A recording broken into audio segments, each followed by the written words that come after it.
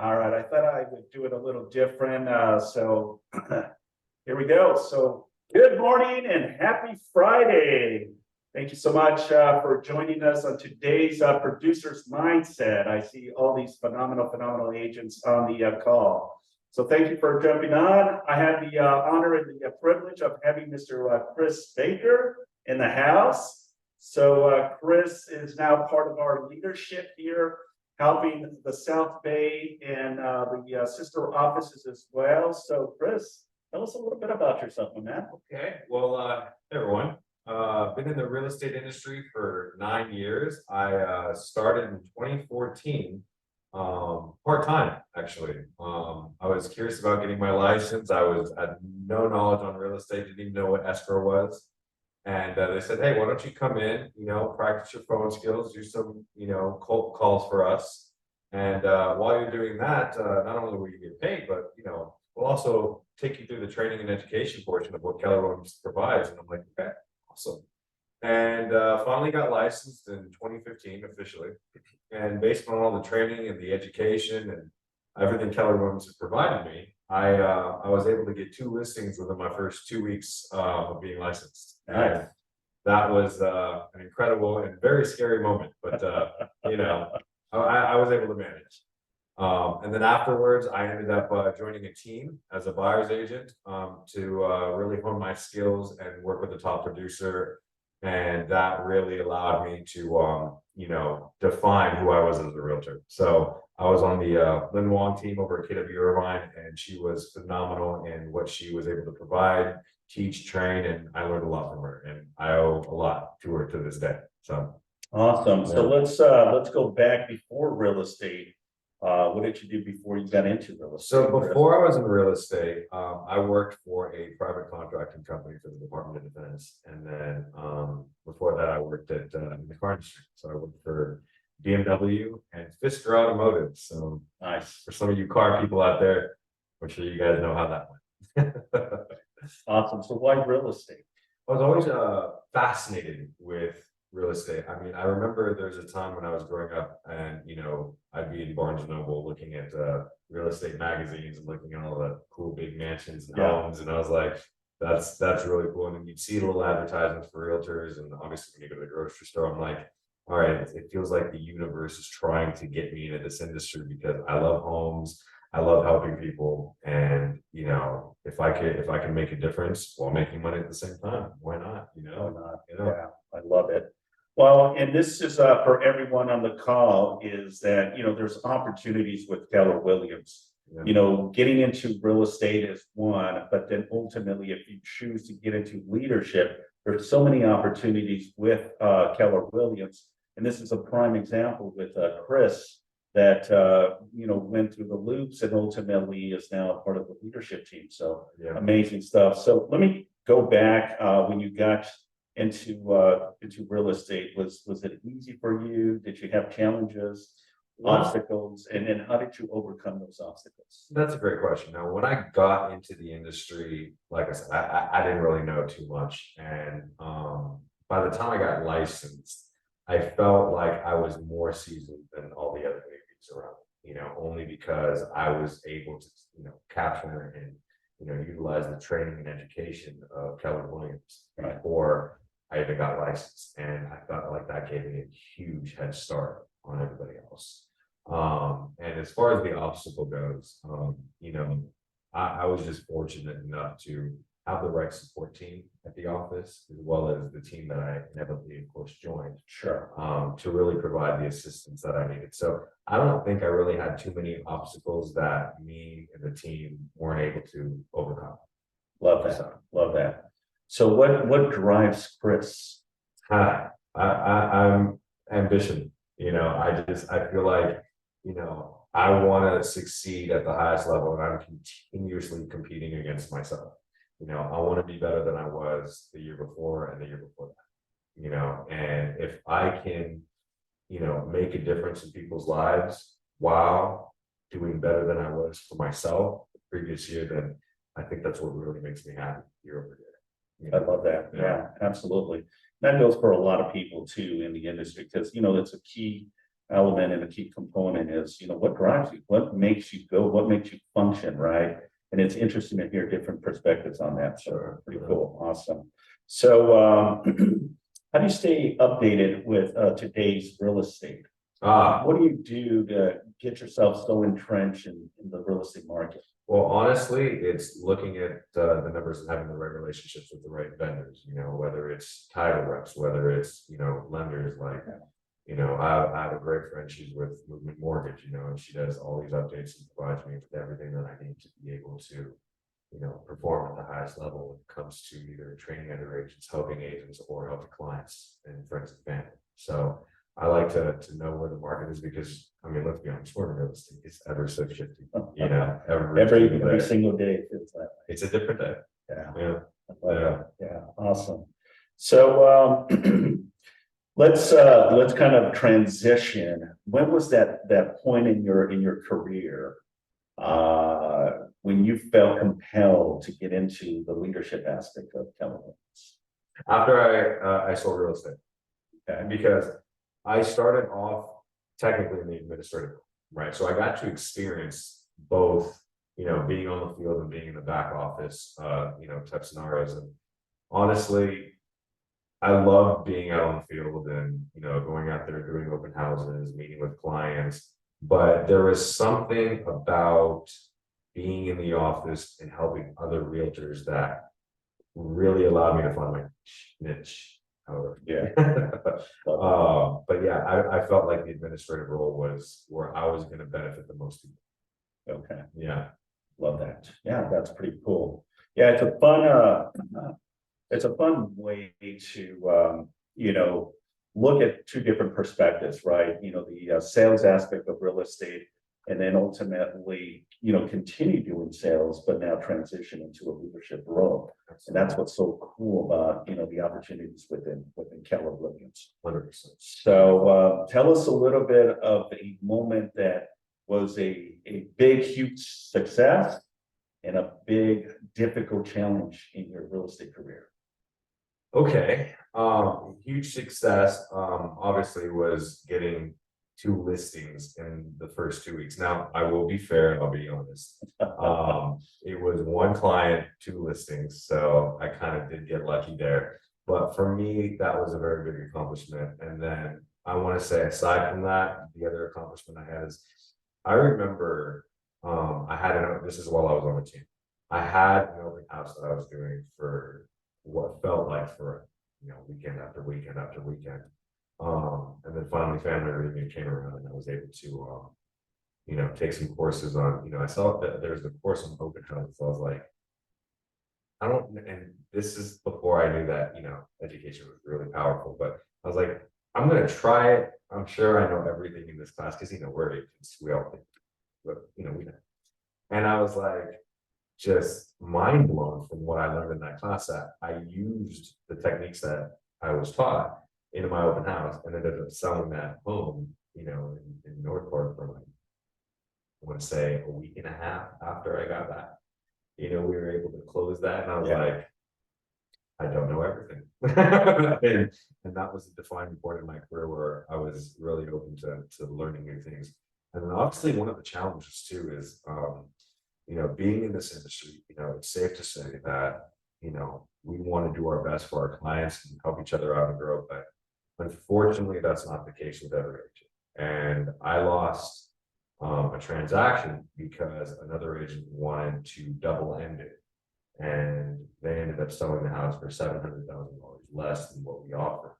And unfortunately, things like that are beyond your control, right? When other agents want to be greedy. And unfortunately, that's just the nature of the business where you're going to come across people like that. So I strive to be the opposite, integrity based and, doing the right thing for all parties involved. So, that's another learning experience for me that there are people who will be unethical, whether you like it. Yeah. And that's a big challenge.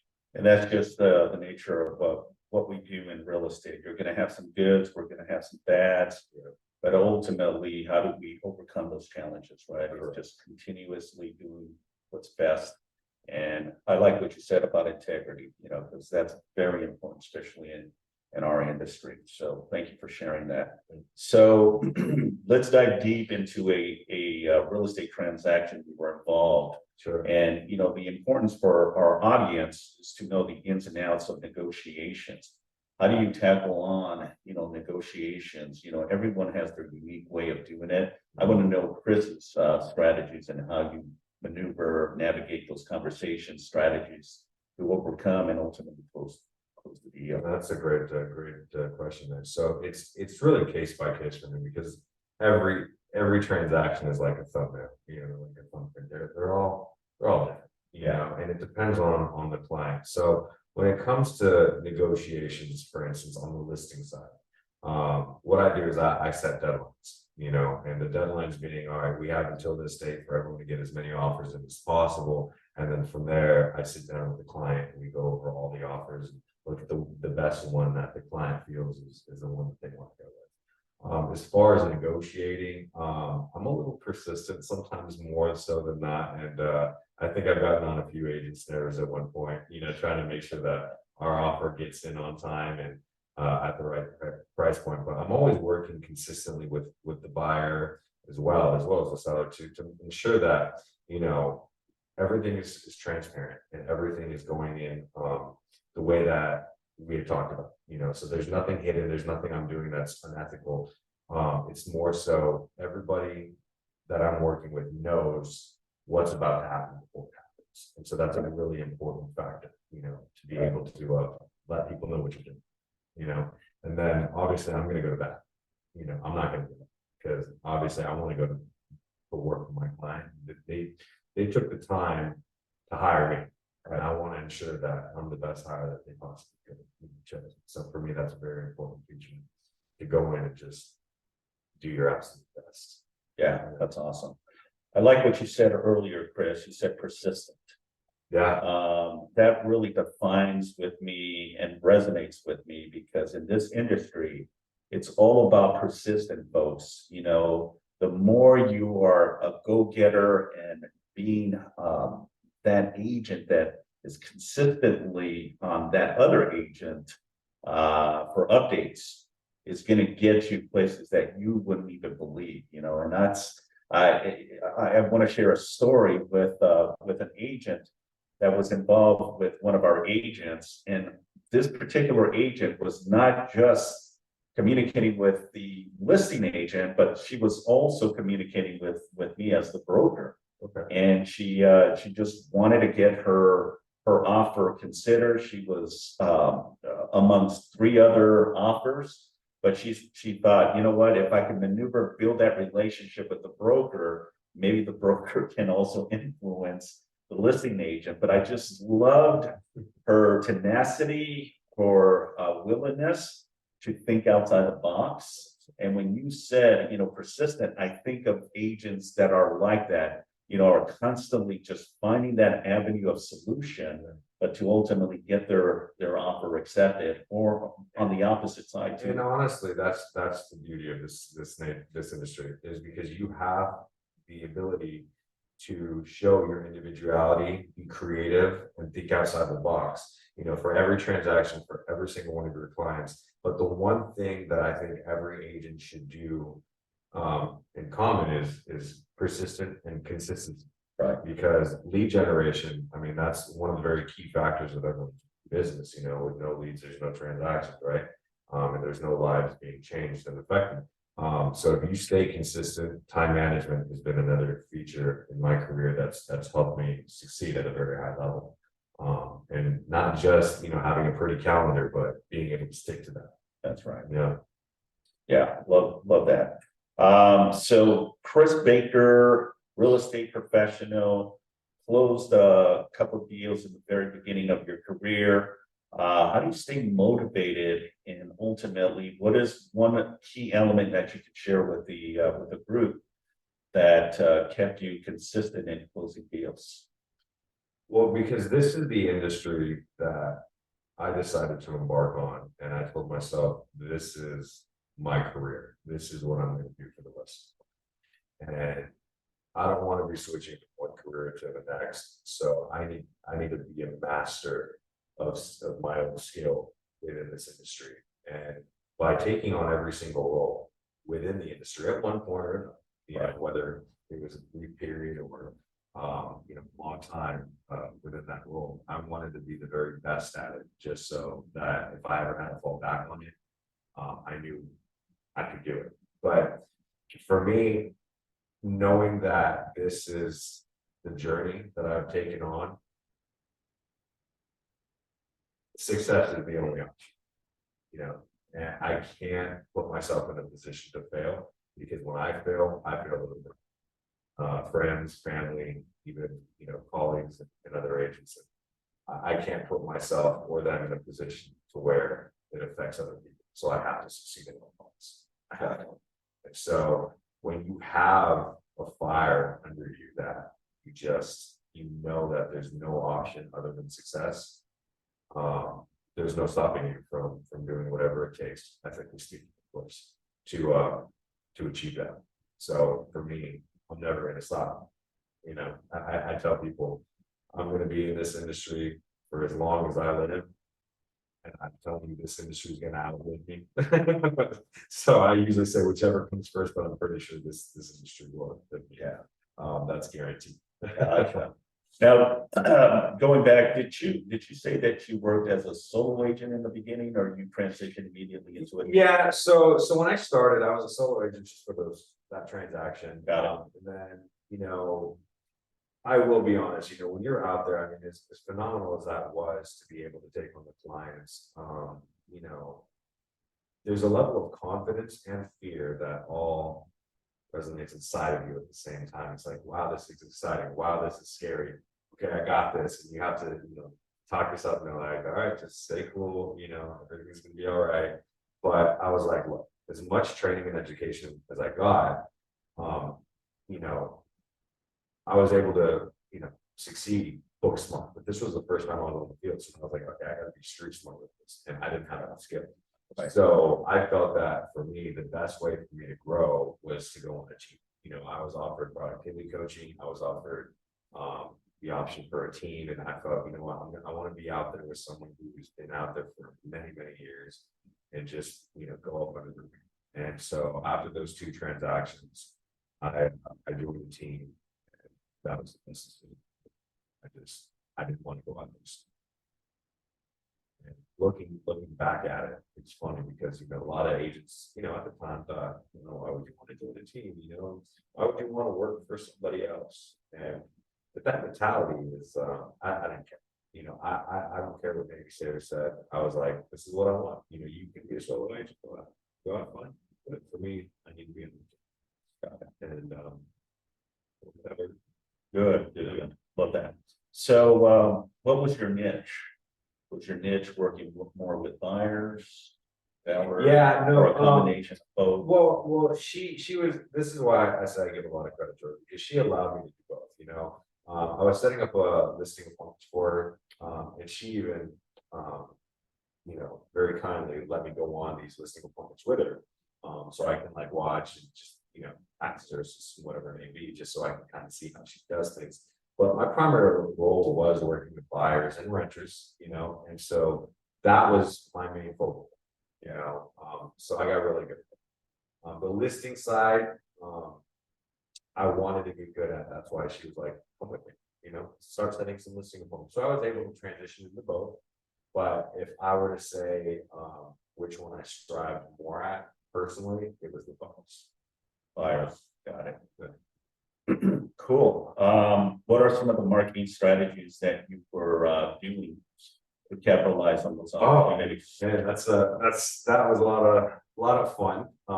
Because it helped me realize I'm not very good at marketing. But you know, everything from sending out flyers to, you know, email drip campaigns, and, you know, passing out door hangers too. You know, I know that every time she got a listing, the first thing we did was market that listing within the neighborhood. And one of the things that she said, which was really helpful to me, she's like, all right, let's go around and introduce ourselves to the neighborhood and let them know that, you know, we're the local realtor. We just got a listing over here. And she had a really cool approach. It's like, hey, you know, if you know any buyer, seller, investor, let us know, because this is now your opportunity to pick your neighbors. you know, so who do you know that you want living down the street from you, you know? Let us know. We'd be happy to help and assist them because, you know, every agent wants to double in, you know, but that's not always going to be the case. But, you know, we wanted to go out there and show them what we're doing for this client, knowing that, hey, when the time comes for you, we're going to be doing the same thing for you. You're going to have the same level of, you know, white glove, you know, experience to be able to, you know that we're going to be the realtors of choice that are going to do everything, go above and beyond to make sure that your house gets sold. Yeah. Yeah, I love that strategy, you know, and that's vital. You know, you get to pick and choose who you want to live in the community. Yeah. It's just another segue of your skill sets, but to ultimately break that ice with the community, right, with neighbors, and that starts the momentum in the conversation that leads to, are you thinking of you know, maybe possibly selling? Do you have someone that's interested in buying Absolutely. that we can service and help, right? And you know, it's funny, like there are people that they see you, they see the consistency. I had a guy checking them out. He's like, "Hey, you're a realtor. I've seen you here before." Yeah, I am. Well, actually, can we ask you some questions? And it leads to that. And I actually do have a story from another, you know, realtor. So he was the broker, you know, down in South Orange County, and he was so consistent, and you know, we strive to be like him, you know, at least I did. And so we ended up using his tactic where he would be so consistent with his door mailers and door knocking in the same neighborhood at the same time that people, whether you see them or not, start to notice.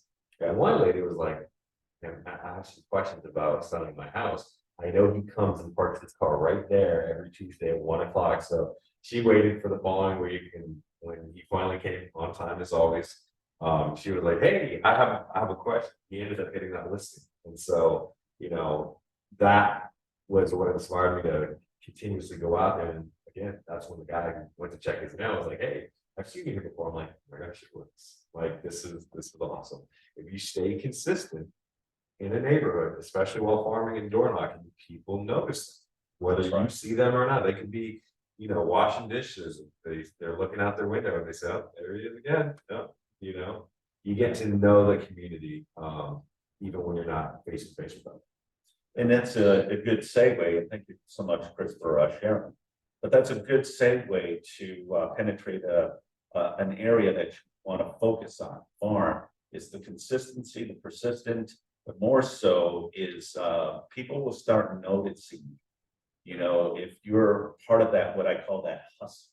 Right. You know, And it is a part of marketing too, because you can send Absolutely. flyers and door knocks and all that, but let's be honest, not everybody reads that and all that, right? sure. A lot of people are face to face, you know, and I have a secret for some people, you know, if you guys want one of my secret marketing tips. Absolutely. Okay, well, one of the things that I did is I partnered with some mom and pop restaurants, right? And so this is what the team did. Yeah, I created it, and they're like, "Okay, we're gonna implement this." So we find some local restaurants where we knew the owners and so forth. And we're like, "All right, let's get on social media, okay, and let's do a raffle." You know, so for everyone that wants to talk real estate, they put their business card into a little raffle, and we'll pull the winner, and then whoever wins the raffle gets a free lunch or a free dinner on us, right? And obviously a free consultation. It's kind of cheesy, but it works. It really actually worked. And then the ones that didn't, it's like we call them up, "Hey, you know, we'd love to buy you a cup of coffee, you know, and talk about, you know, some of your real estate needs." And so by partnering with these businesses, it helps bring in from your sphere business to the business owner who has that restaurant. And obviously their clients can potentially be your buyers and sellers. So it was a fun little tactic that I learned, and you know, it worked pretty well. And we had a lot of fun doing it. It was interesting. Like I said, it was kind of cheesy, but we had fun. For sure. Believe it or not, you know, it's these type of marketing strategies that ultimately showcases you. Yeah. And it's effective, and it's just another avenue. It's like we share with a lot of our agents, you know, do a video. Yeah. And post it on social media. It doesn't have to be so much about real estate, but it's whatever you have a passion for, people will like, right? And the more you post on social media, videos, strategies, marketing pieces, the more and more people are going to know about you. And get to know business owners. Honestly, business owners are going to be a great, you know, added sphere, because they have a sphere that you don't, and by collaborating with businesses and, sharing what they do with your clients and vice versa, you'll surprisingly get a lot of people coming your way and calling you up. Just partner with the right businesses. Honestly, utilize that. Yeah, that's awesome. So throughout the beginning part of your real estate career into, joining the team, when did you make that decision and ultimately decide to break from that and transition into the leadership aspect? Because for the people that, on the call that Sure. Eventually you may want to get into like a productivity coach, a team leader, a broker of record, transaction coordinator. There's so many opportunities just within your market segment. Well, Keller Williams has provided just the foundation for my growth, and I have them to think. I mean, this is the company I'm going to be with for the rest of my life because of the different avenues of opportunity and the opportunity map that I was shown when I first joined on all the different routes I could take, even becoming an LC member or being through leadership or just being an agent. There's so many different routes you can take. But for me, defining the moment of why I wanted to leave being an agent to go into the administrative side was because of how many people I can affect at once.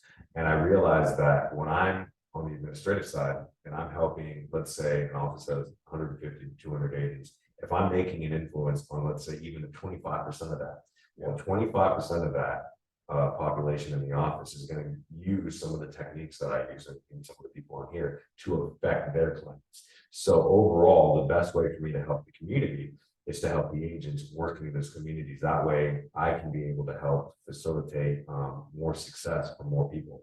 And I think that was an easy route for me to go that side because I felt I would have more of an influence and an impact than just being one man out there on the field. But that's just me personally. Being an agent and going after them and being a business owner, because that's essentially what you guys are, business owners. That's a very important factor. But for me, I felt my best skill were behind the scenes. Gotcha. Yeah. Well, let's dive deep into more of a personal. What do you do when you're not doing real estate? Well, honestly, I do try to stay in shape. 2020 did hit me hard, so trying to get back into shape. And, I still have about 15 pounds to go, to be honest with you. Right now, that's my main focal point, but I do love to travel, go to amusement parks. My girlfriend and I, we have a Disneyland pass. So Nice. We try to get out to Disneyland as much as possible, but, just being outdoors, hiking, kayaking, staying active, and just enjoying life for what it is, because, work is great and you can make a lot of money, but, health and enjoying life, honestly, we only have so much time in this world. So if we can go out there and enjoy life as much as possible, and it you don't have to be wealthy and rich to enjoy life. I mean, the beach is free. If you want to just sit out on the beach and just watch the sunset, that doesn't cost any money. But it's so relaxing and rejuvenating to know that, once you're one with nature, it's just, I don't know, for me, it's just, it's special. So yeah, I just like being outdoors. Hey, but don't get me wrong. There are those times, I do like those rainy days and, watching a movie, with hot cocoa, whatever. I do enjoy my introverted moments. What's one of your favorite movies? Okay, I am a big fan of I'm a Star Wars guy. So as we've talked about, I do love Star Wars. I am a historian, so in terms of I love history. I love Titanic, but not the Jack and Rose portion. I love the fact that James Cameron did everything around Jack and Rose to make it as real as possible from what happened in 1912. Pearl Harbor is another one of my favorite movies, and just identifying why that happened. Just history is so fascinating to me.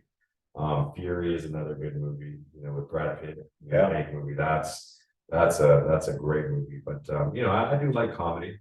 So I can't really say I have one particular favorite movie. Back in it was 2013, my buddy and I made a commitment. We're like, every Monday is movie Monday, so we go to the theater and watch whatever was out, and try and just that's the place. Yeah, I love that.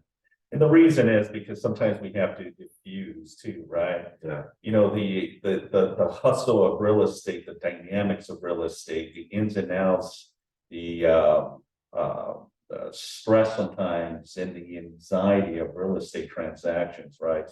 Can take a toll on us, right? yeah, This is sometimes why we have to diffuse the mind a little bit and have fun at things that you like. yeah, You know, like going out to the beach, going out hiking, going to amusement parks, yeah. watching favorite movies, so on and so forth. Because the hustle is real, folks, but you also have to take time for yourself. Yeah, you have to find that work-life balance, and it exists. It does. You just have to find it, and it's not very difficult. You just, like I said, time management was key for me personally on being able to divide the time in which I'm working, which time I'm not, and setting standards. Honestly, even setting standards with your clients, your colleagues, and let them know like this is my me time. And in the mornings from 4 to 7, that's when I try to go to the gym. I say try because it's working on getting more consistent with that. I'm still human. But honestly, like that's my me time. And people know that, it's like, okay, it's 7 o'clock, you should probably know at the gym. This is a good time to maybe follow up. But you set those standards with people, for sure. Very cool. Give the audience one tip that you would recommend for any of the agents on the call to run with. Okay, one tip.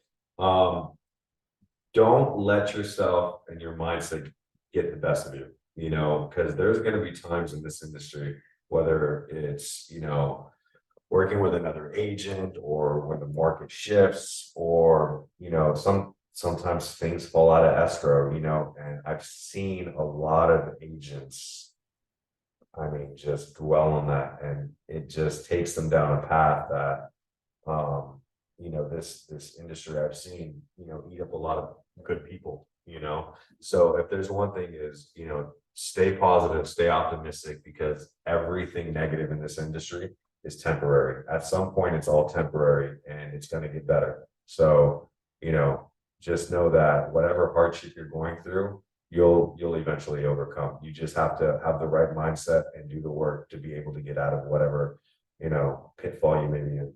So I would say, I love that. yeah. All right. Well, Chris Baker, I appreciate your time, my man. Hey, thanks for having me on. Good to meet you guys. Good stuff. Good stuff. Thanks, everyone. All right. Well, that concludes our producer's mindset. Thank you very much. If you have any questions that you'd like to direct to Chris, what's your email, Chris? You guys can reach me at chrisbaker@kw.com or chrisbaker.kw@gmail. That'll go to the same spot. So awesome. All right. Well, that concludes. Thank you very much. Enjoy your Friday. Stay cool and have a wonderful weekend. We'll see you on the next one. Thanks, everyone. Thank you. Thank you. Thank you both. All right, Ken. Thanks.